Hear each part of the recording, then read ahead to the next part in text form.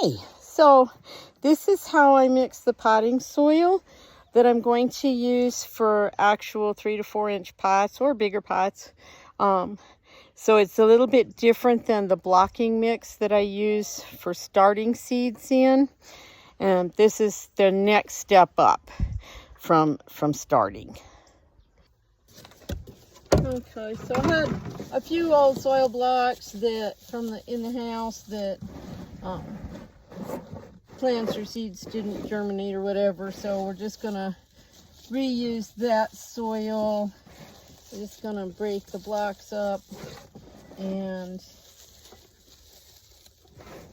this is a good way to reuse some old potting soil, is to mix it in with new stuff.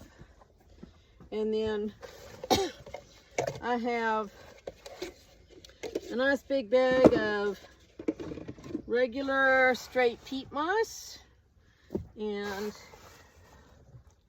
if I'm doing the soil mix for germinating seeds, I will screen that through a 1/4 inch hardware cloth because I need the finer texture. But since these are going in bigger pots and the plants will be bigger, we don't need to worry about that part. And so if it's lumpy because it's a little dry, I just break it up.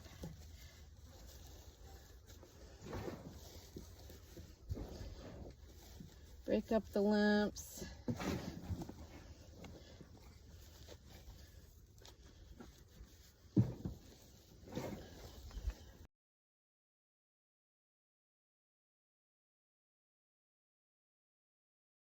You can see about how full the wheelbarrow is.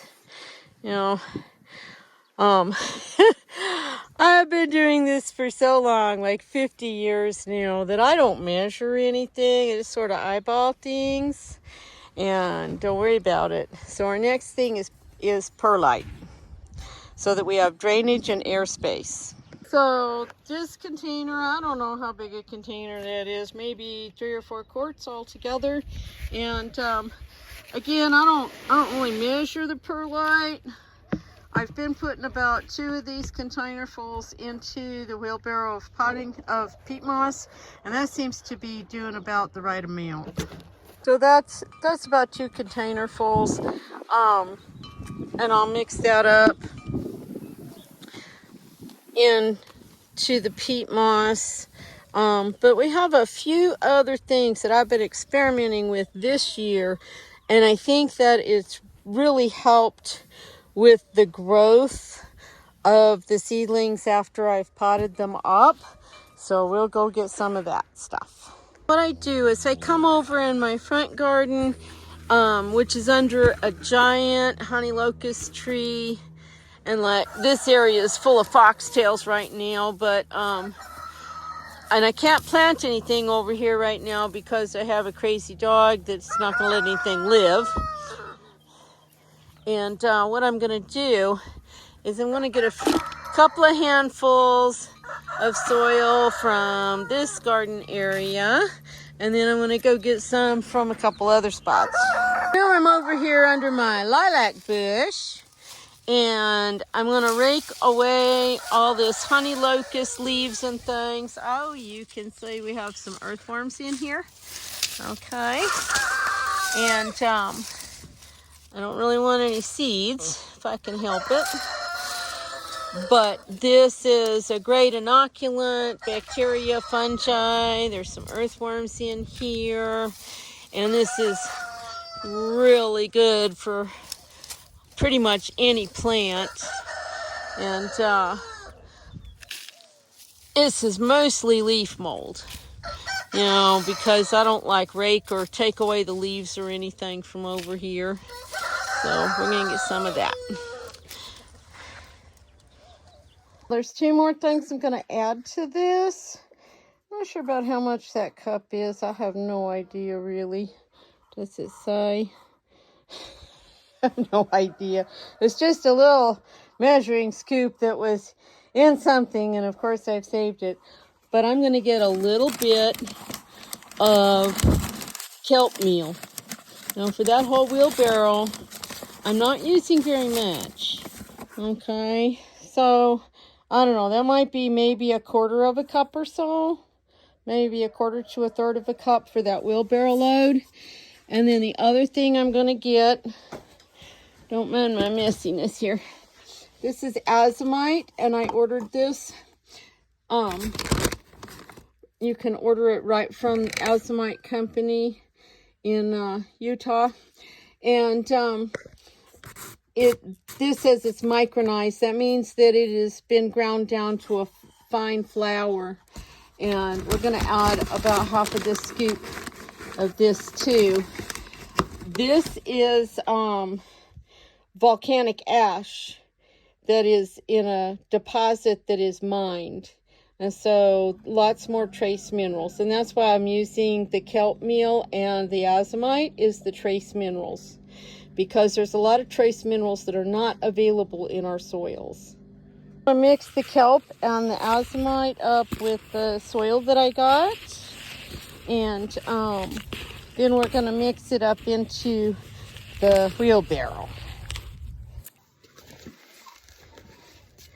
Now, when I go to plant plants in the ground, I do actually amend the soil in my big pots and in my ground with some extra stuff like ironite and for iron, and let's see, there's I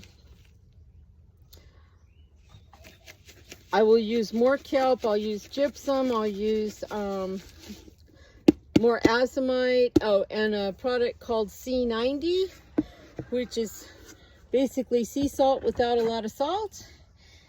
Because seawater has like 90 trace minerals in it, and some of those are missing from our land. So now I'm just going to mix this all together.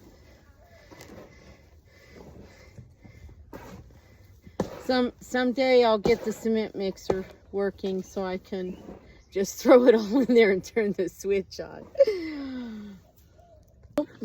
Almost forgot one of the more important things.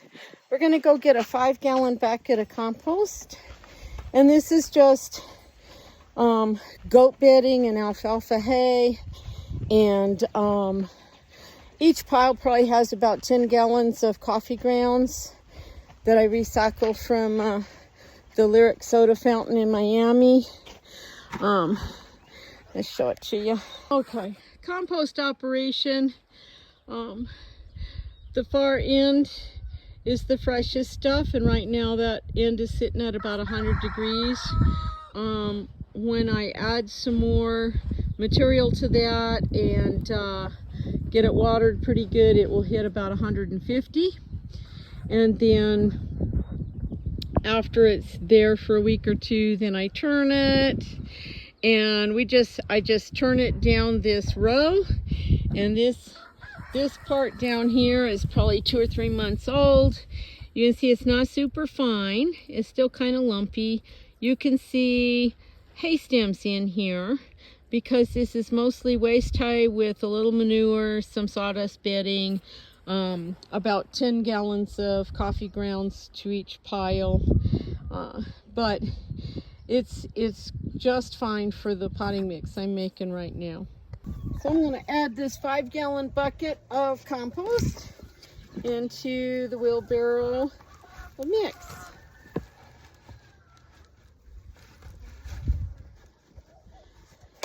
And like sometimes there's still some lumps, I just break them up.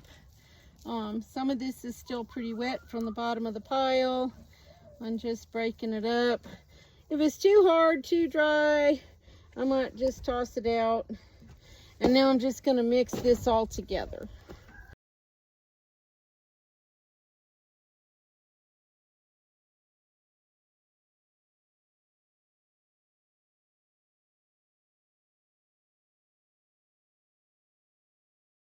There you go. A whole big full wheelbarrow full of potting mix. I do buy perlite in really huge bags. I most often get this from a local nursery, and you'll see that it's OMRI listed. And I mean, it's a little pricey, but this big bag makes a lot of potting soil. Quite a few wheelbarrow loads. So that's how I make the potting mix that I use when I pot up seedlings into 3 to 4 inch pots or even larger pots. Though sometimes with larger pots, there'll be some more old used potting mix, and I might mix in more compost, stuff like that. If I'm planting cabbages or tomatoes, I might add a little bit of gypsum into the pot when I plant. Just kind of depends on what I'm doing. So anyway, if you have any questions, you can always ask. Thanks.